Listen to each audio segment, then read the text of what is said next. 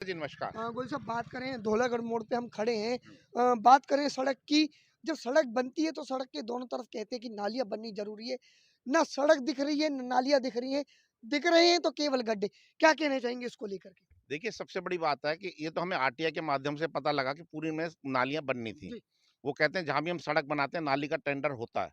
तो इस सड़क को 93 लाख में छोड़ा गया था सारे को, और धीरे-धीरे बढ़ के 2 करोड़ से ऊपर का टेंडर पहुँच गया। कब छोड़ा गया था जी इसका टेंडर? ये 2021 में फाइनल जी। पेमेंट हुई थी, 2020 में छोड़ा गया था इसका टेंडर इनका। कितना समय लगभग जो टेंडर के अनुसार सड़क निर्माण कार्य पूरा होना था? जॉइंट टाइल का जो टेंडर, वो जैसे पता लगी है मुझे जी, कि 3 साल का जॉइंट टाइल का होता है, जो जी। ठेकेदार करता है, और 5 साल का होता है जो सीमेंट रोड होती है। पर इन्होंने रोड तो सीमेंटेड बना दी, परंतु रोड बनाने के बाद इन्होंने जो वो रखा है, इनका टाइम पीरियड रखा, वो 3 साल का ही रख रखा है आज भी, क्योंकि इन्हें पता है कि इसमें कुछ है तो है नहीं सड़क के अंदर।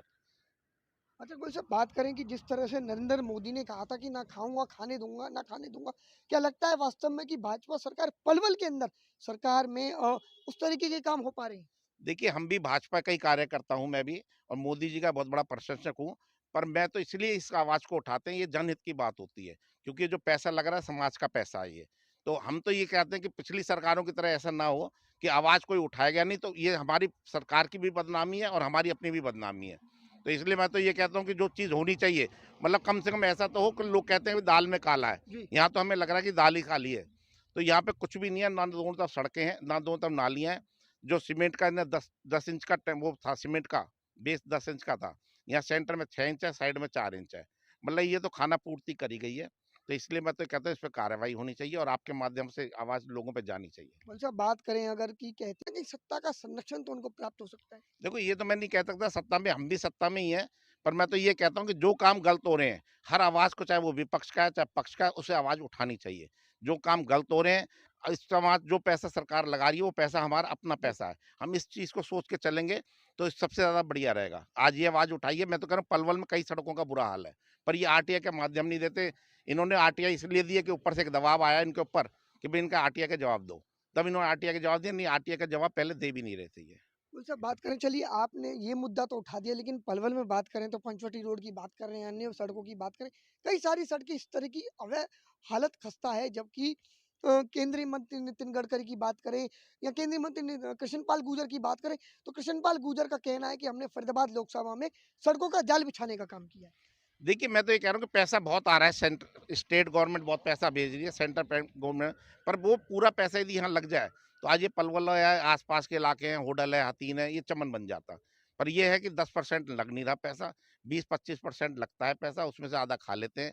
तो मेरा तो यही है कि जो सपना एक मोदी जी का है, गडकरी जी का है, इनका सपना पूरा होना चाहिए, जनता को जागरूक होना चाहिए, और यहाँ पे जो भी अपने जिनको लोगों ने चुना है, मैं उनको भी ध्यान रखना चाहिए, वो पैसा लग रहा है, नहीं लग रहा। अच्छा भाई साहब, आपने आरटीआई लगाई, सीएम विंडो लगाई, उसके बाद किन्हीं अधिकारियों के संपर्क में तो आप जरूर आए होंगे। किन अधिकारियों से आपकी इस विषय में बात हुई और क्या आश्वासन अधिकारियों द्वारा आपको दिया गया?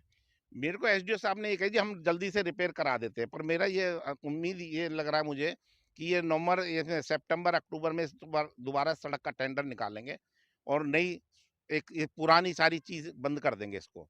तो ये इसलिए मैंने बहुत जल्दीबाजी करी है इसमें भी, क्योंकि ये ऐसा लग रहा है कि इसको पूरे को बंद करके एक नया टेंडर निकाल के नया टेंडर से इसको सड़क को बनाने की तैयारी चल रही है इसमें। यानी कि जो है सड़क के ऊपर सड़क बना दी जाएगी।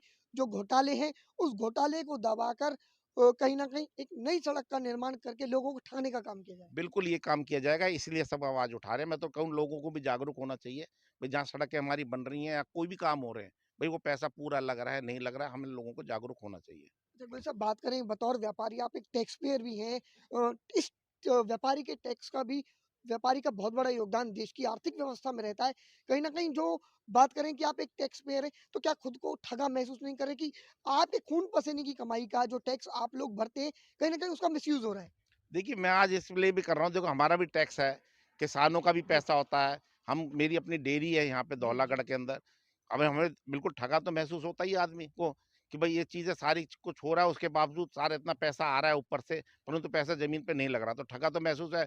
टैक्स टैक्स जाता है, किसानों के द्वारा पैसा जाता है, मज़दूरों के द्वारा पैसा जाता है, सब पैसा को ये 8-10 आदमी इसे खा जाते हैं। अच्छा, संदीप जी, बात करें बतौर देखा जाता है, संदीप गोयल जो है व्यापार मंडल के अध्यक्ष भी हैं आप। बतौर काफ़ी समय से समाज में सक्रिय है, लेकिन काफ़ी समय से देखा जाए, लेकिन अब बात करें तो चुनाव सर पर है। क्या कुछ लोगों का कहना है कि संदीप गोयल जो है राजनीति के चलते इस तरीके के काम कर रहे हैं, तो क्या कोई चुनावी क्या राजनीतिक एजेंडा भी संदीप गोयल का इसके पीछे है? देखो, चुनावी एजेंडा कोई नहीं होता, जो ये नेता बनते हैं ये भी जी, कोई ऐसा नहीं होता कि नीचे से आते जी, हैं। ये आवाज़ हम पहले भी उठाते जी, रहे हैं। हमने आरटीआई भी कम से कम आज से नहीं लगा रहे, हम जी, 1.5 साल से जी, इसके पीछे लग रहे थे। पंचवटी रोड की हमने नगर परिषद में लगा रखी है, परंतु उसका जवाब नहीं देते।